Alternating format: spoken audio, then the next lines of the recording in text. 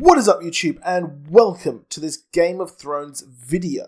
So, if you're new to the channel, a like and a subscribe is super appreciated. And of course, an obligatory spoiler warning, considering even if my title that is saying that this is leaked stuff for episode 7, the finale for Game of Thrones season 7, well, sometimes that isn't enough. And some people have been complaining that on my leaked episode of episode 6, I reviewed the leaked one. Well, people were complaining about spoilers. I just don't get the internet sometimes. But whatever, people. Episode 7. So, of course, this leaked quite a while ago, and it's something which I haven't talked about yet because I wasn't too sure how accurate these leaks were. Now, I did discuss stuff in episode 5 and episode 6 in one of my videos a couple of weeks ago because I wanted to see how accurate this stuff was compared to the episodes which we've actually seen, because month-old leaks can change sometimes, editing can change, and sometimes things can get left on the cutting room floor.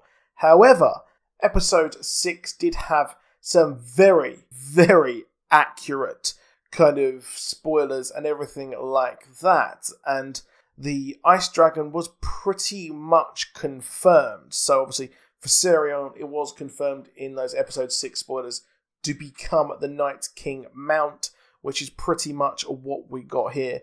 And all of this is incredibly accurate. Even Benjen Stark, aka Cold Hands, actually turned up, and there was that.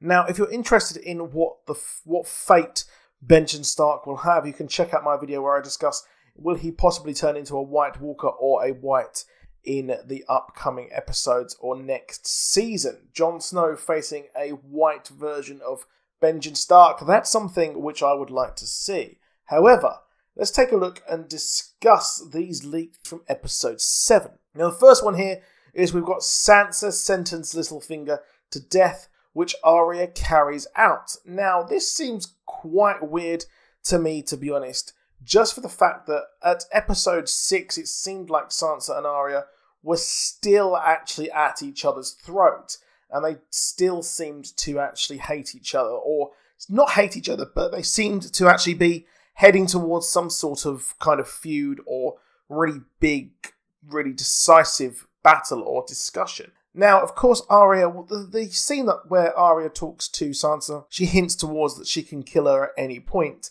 and take her face, and she hands back the dagger to Sansa. Well, I'm not too sure what that was meant by there. Let me know what you think in the comments. What do you think was meant by that section there? But of course, as well, we do actually have this leak here, which I'm not too sure if this could actually happen. It's quite a big thing here because, of course, really, like I said in episode 6, it didn't look like that Littlefinger was on the back foot. Sansa still seems to trust Littlefinger, albeit last season she hated him and threatened him quite a lot. So I think that this plotline isn't really that good, to be honest. And I think that something major, quite instantaneous, will actually happen in episode 7 for this sentence to actually be given and carried out by Arya. Now, Cersei awakens in a bed soaked with blood. The general consensus is that she miscarries. Now, that is something which I didn't really expect. I read this a while before all of these episodes, before season 7 started, and to be honest, I didn't really believe that one bit. I didn't believe that they would go with the route that Cersei would be having a kid or be pregnant. But, of course, we know now that Cersei is, or has hinted that she is actually pregnant. Now, a lot of us who are cynics with Cersei would predict possibly she would just use this or fake a pregnancy to simply get Jaime Lannister on side. But of course, you know what? It's quite a big thing that she is having a kid, and it seemed to actually kind of keep Jaime Lannister on side there. Now, she has this miscarriage, perhaps. I think that this probably will actually happen, of course. Maybe the stress of maybe losing all of her power here to Daenerys will be something which causes this, which is, you know what, it's kind of sad. It's always sad, but Cersei's a complete bitch, so, you know what, maybe she's getting what's coming to her, and it did kind of make sense. Legacy is a big thing, and legacy was discussed in episode 6, So the legacy of Daenerys was a big thing, but we're going to get that epic boat sex, possibly.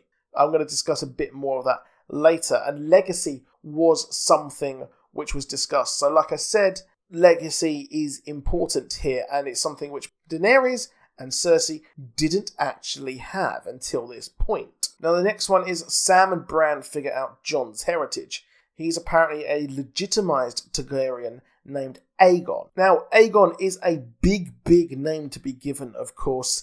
He is, of course, the first Lord of the Seven Kingdoms and the one to give us this Targaryen reign, which is quite a big name, like I said, to be given, and it is a lot to actually live up to be honest. Now, I do think that is a name that would actually be given to Jon Snow by Rhaegar and Lyanna. Probably more Rhaegar there, considering that everyone has been destroyed and his legacy, his family, is on its way out. But Aegon the Conqueror will actually save that. So I think that is pretty accurate there as well. Now, how they figure that out? Probably a green sight there. Probably a vision by Bran, who's become even more departed from his family. Now, that does make sense as well, considering that Bran is actually there and Sam is now on his way to Winterfell. That is one which I didn't really think, because Sam so wanted to be at the Citadel for so long,